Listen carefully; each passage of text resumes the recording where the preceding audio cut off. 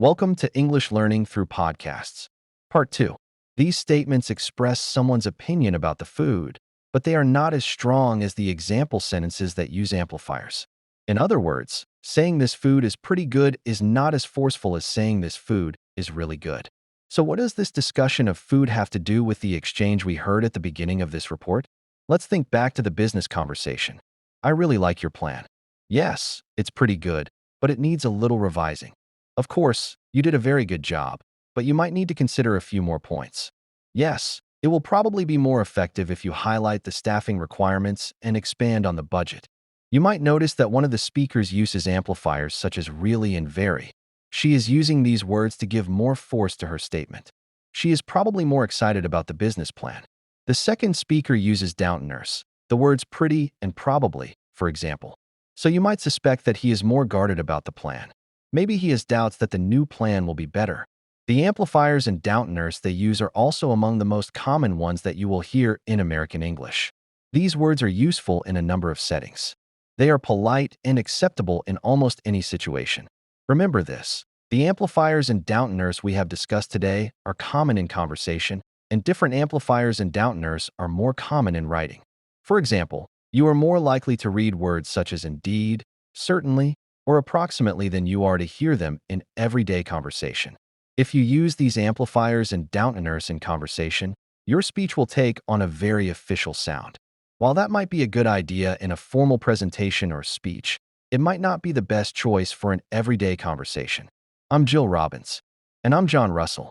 Yellowstone National Park in the western United States was the world's first national park, established in 1872. It is famous for its geothermal activity and wild animals. It includes beautiful mountains, deep canyons, lakes, and rivers. Yellowstone is still one of the largest national parks in the U.S. It takes up almost 9,000 square kilometers. Most of the park lies within the western state of Wyoming. The park is unusual because of what lies underneath it. It sits on top of an ancient supervolcano known as the Yellowstone caldera. The caldera remains an active volcano. A lake of hot liquid rock is about 6 kilometers under the park. Experts say this lake is under huge amounts of pressure. The pressure and heat cause geysers to shoot hot water out of the ground and mud to boil. At Yellowstone, the park is home to more than 300 geysers. There are more geysers and hot springs in Yellowstone than any other place on Earth. Old Faithful is the name of the park's most famous geyser because it erupts about every 90 minutes. Yellowstone is home to the largest group of wild animals in the lower 48 United States. These include bison, grizzly bears, elk, deer, moose, foxes, beavers, coyotes, and wolves. In 2024, park officials estimated the bison population to be about 4,500 animals. That makes it the largest group of wild bison in the world. There is still a Wild West in America, and its name is Yellowstone. I'm Andrew Smith. We continue the story The Open Boat by Stephen Crane. As we told you last week, the story is based on true events in 1896. Crane was traveling to Cuba as a newspaper reporter. On his way there, his ship sank in the Atlantic Ocean. Crane climbed into the last remaining small lifeboat. 3 men got into the boat with him. They were the ship's captain, the cook, and a sailor named Billy.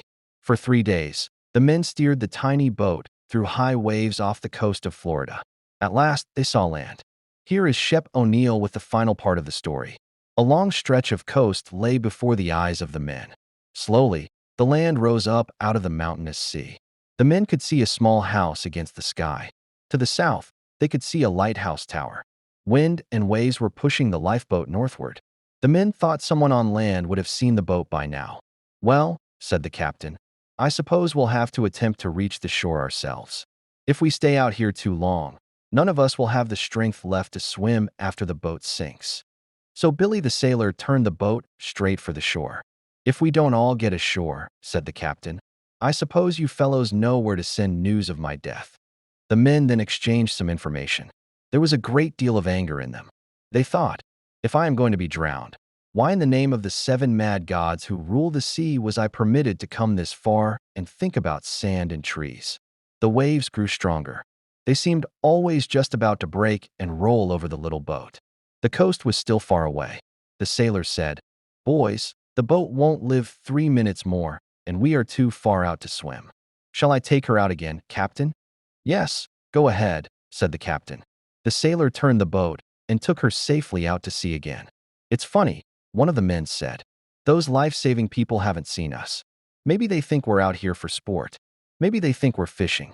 Maybe they think we're fools. Once more, the sailor rowed the boat, and then the reporter rowed. Suddenly, they saw a man walking along the shore. The man stopped walking. He moved his hand in the air to wave at them. He saw them. Now he was running to the house. The captain tied a cloth to his stick and waved it.